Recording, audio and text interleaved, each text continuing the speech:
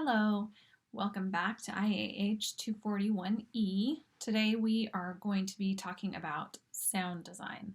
Um, so through this class, one of the things that we will be touching on are different design areas. And I wanted to start with sound design because I think you're going to be surprised at how much of an effect sound has on you when you're watching a play or when you're watching a movie.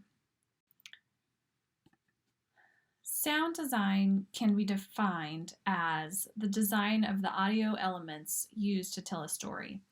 That can include amplification of the actors, the music that you hear throughout a play or a movie, sound effects that are written in to help accentuate something that's happening in the play, or environmental sounds. Those environmental sounds are going to be sort of in the background. You might not even really notice them, and they help to establish the environment of the play. Another definition would be sound used to alter or augment the physical scenery, costumes, and action on stage. So again, that is really setting up the environment and establishing location of where you are. It does help work to establish the theme of the production. So some sound design methods that we use, sound amplification. So that is just simply reinforcement.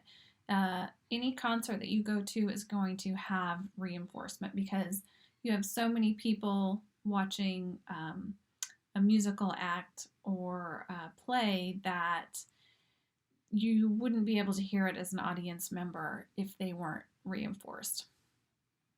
Another one would be recorded sound. So sound that's already created that is played during the play. The musical score, if there's an orchestra on stage or in the orchestra pit, that's another element of sound.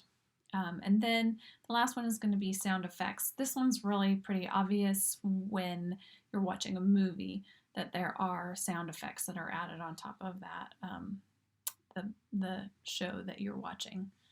We also use sound effects in theater when we do a show. So reinforcement, again, it amplifies the sound that's already present. So often when you go to a play, particularly musicals that are where an actor has to, their voice has to carry above the sound of the orchestra, above those instruments, they're often going to be reinforced. The way that they do that is through a microphone that is hidden within their costumes and under their hair, so that it's inconspicuous. So another way you could do that is a handheld microphone, but obviously in something like a musical, you don't want those actors to have something in their hand the whole time.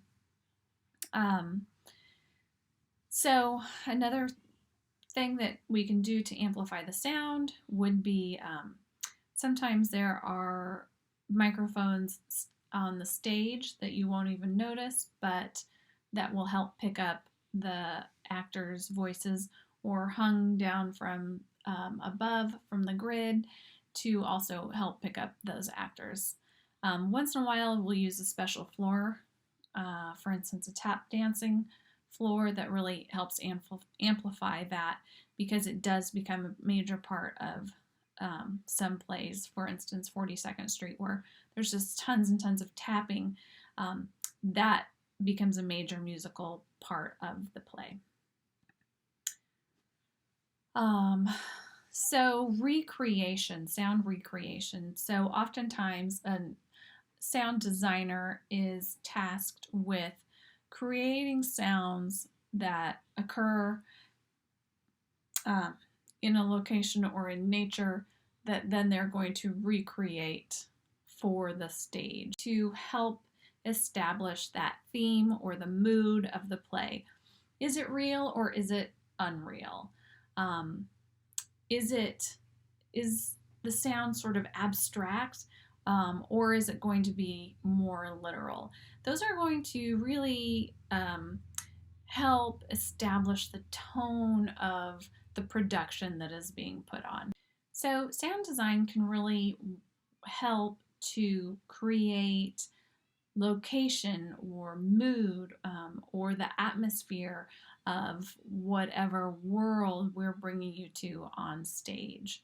Um, it will also help establish some things that on the stage, we can't really physically do. For instance, a train going by, or the sound of a helicopter. Obviously, we can't do that on stage. So, sound really is a major player in that it helps to establish some of those needs that the script maybe calls for, or the environment really wants to help support the location, but the sound has to help us get there because we relate so much of what we know is clued in by what we hear. So before film and television, there was radio, and there was this art of storytelling over the radio that the method has continued into film. And that is the art of Foley. So, Foley artists are these amazing artists who layer the sound on top of the imagery that you see in a movie.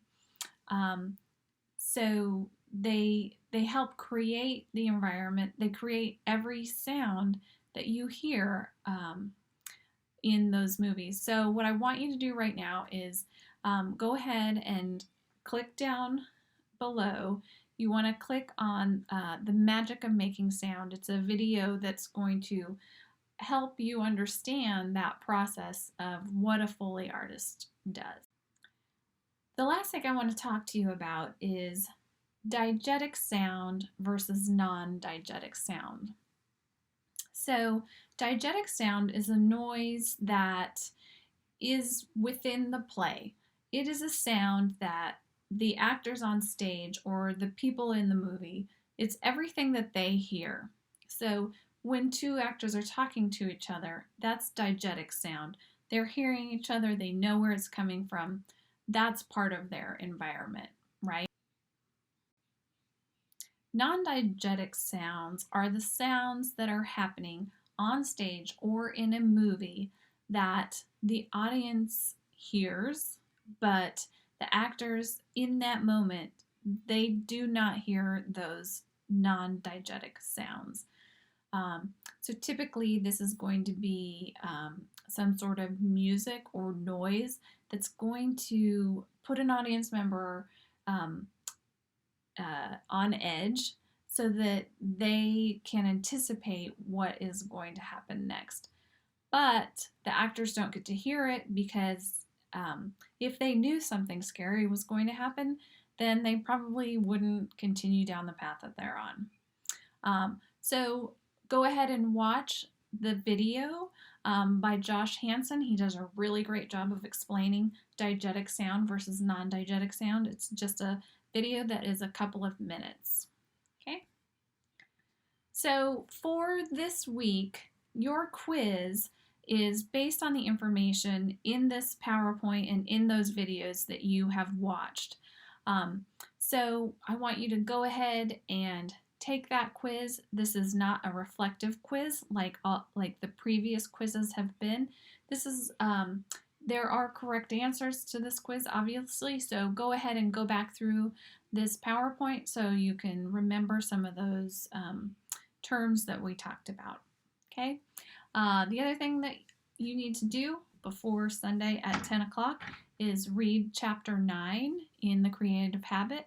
I want you to finish assignment number 5, which is take an inventory of your skills, and participate in discussion number 5, which is all about sound design. So you're going to watch a couple more videos for that discussion post, and then you're going to have some conversations with your peers about sound design. So go ahead and email me at selmeyer@msu.edu if you have questions. Thanks so much.